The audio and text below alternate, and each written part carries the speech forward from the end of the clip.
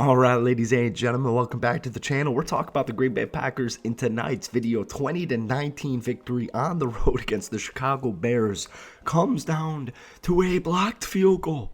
The Green Bay Packers were on the other side, and we actually blocked a field goal to solidify this victory. I apologize if my voice is shot. It's because it is, because I was screaming this whole football game at Soldier Field. I really am still without words here. The Green Bay Packers, you could make the argument they didn't have too much business technically winning this football game. It was sloppy, but at the same time, I gotta admit it, the Chicago Bears played a really good game of football. They dominated the time of possession, they dominated their running game, and they just kept the football out of Jordan Love and the Green Bay Packers' offensive hands. And it was really frustrating because we scored a beautiful opening drive touchdown, and I felt like it was kind of going to be like week one in Soldier last year, where we obliterate Chicago, and that was not the case. We were actually losing at halftime, 10-7. We were down a couple of points. We were down a possession going into like 3.5 minutes of the fourth quarter, and Jordan Love connects with Christian Watson. It was so awesome because, it's a football game, and we can't really see if Christian Watson caught it. They called it a catch. They let the play go on, and we're watching it on the Jumbotron, and it looks like Christian Watson has possession, and ultimately he did. And then Caleb makes a couple of crazy plays with less than 2 minutes to go, and I was really convincing myself, or I was trying to come to terms with a loss in Soldier Field for the first time since, I believe, 2018. And it got blocked by Karl Brooks. I mean, you can't write it. You literally cannot write it. Welcome back to the channel. We're talking about the Green Bay Packers, obviously, in tonight's video. Once again, I apologize because my voice is completely shot.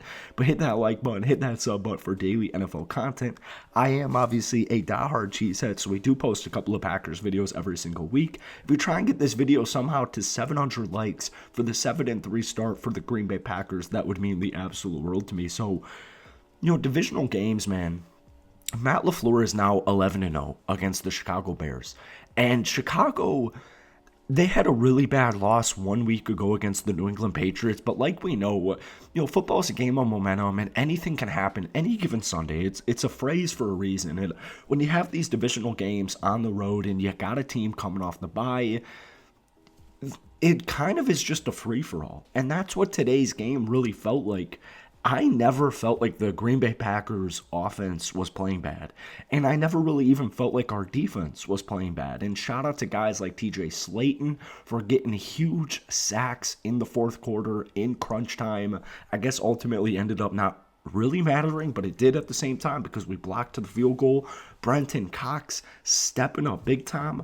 But Jordan Love, one thing I noticed watching this game live was we never had the football. And it made sense when I looked at the stats after the game. The Chicago Bears had the ball for 36 minutes and 21 total seconds, and we only had it for 23.5 minutes.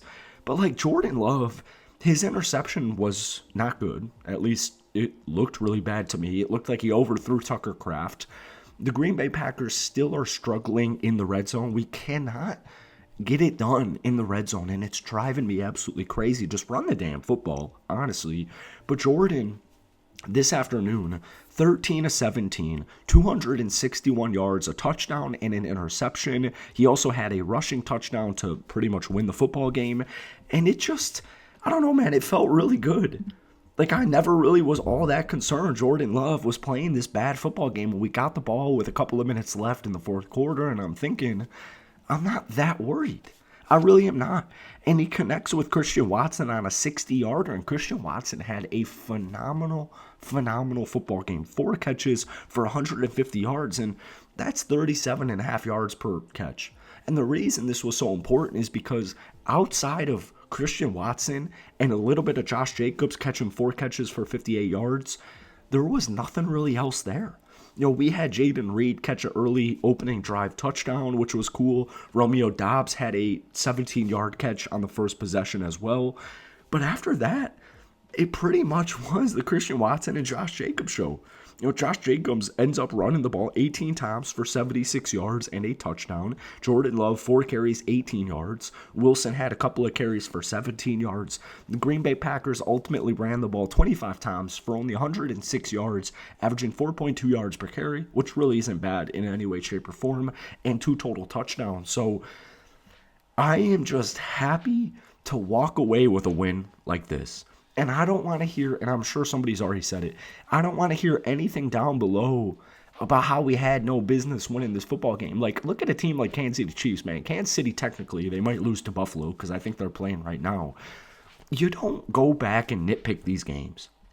I met a Packers fan who was sitting in front of us, and we lost to Las Vegas. He went to, like, the Raiders at Raiders Green Bay game last year, and it was a really ugly, disgusting football loss.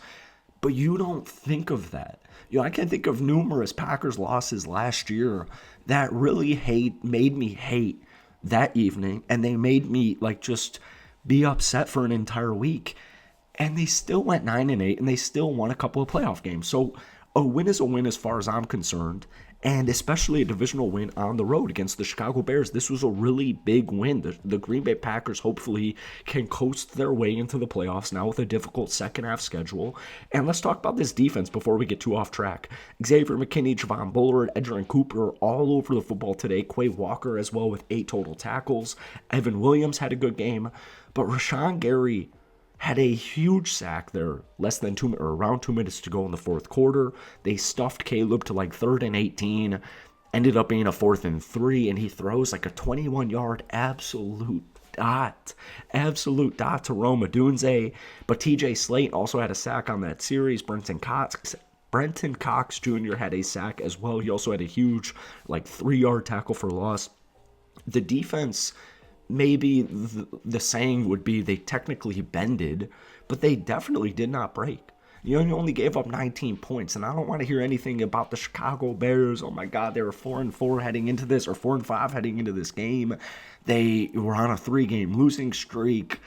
It's a hungry, young Chicago Bears team with a young quarterback, a rookie quarterback. They just fired their offensive coordinator. They have a chip on their shoulder. It's Green Bay Packer week. They want to prove that they can hang it with a championship contender like Green Bay. And that's exactly what they did. And Carl Brooks comes up with possibly, in my opinion, one of the best Packers plays against Chicago that I've ever seen live with my own 2 eyes. And I cannot believe they did that. Usually, I'm thinking about a playoff game against San Francisco. That kick gets blocked. If the roles are reversed, the Green Bay Packers lose that game on a blocked field goal. And the role was reversed today. So I'm going to take it, and I hope you guys do too. That's it from me. Hit that like button, hit that sub button for daily NFL content. Like I said, we do post Packers videos multiple times a week. But guys, give me your player of the game down below. Give me any of your thoughts, any of your opinions from this victory today. We'll see you in a couple of days. That's it from me. Peace.